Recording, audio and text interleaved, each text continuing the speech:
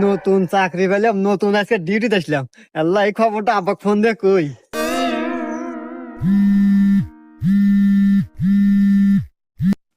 হ্যাঁ বাজান। হ্যালো আব্বা।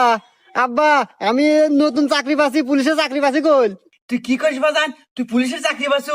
হ্যাঁ, আমার শুনে আত্মাটা জুড়ে গেল বাজান। আমার কত স্বপ্ন ছিল তুই একটা চাকরি করবি, সরকারি চাকরি করবি। যাক বাজান, আমি খুব খুশি হয়েছি বাজান তুই চাকরি পাচ্ছু।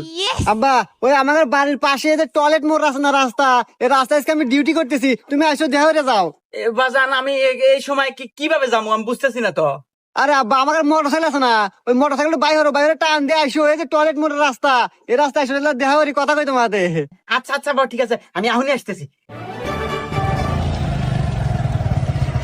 বাজান আয়, আমার বুকে আয়। আব্বা, বুয়ে পরে যাইতেছি। তুমি মোটর সাইকেল নিয়ে পারাইছো, তোমার মাথায় হেলমেট নাই, 500 টাকা জরিমানা দাও।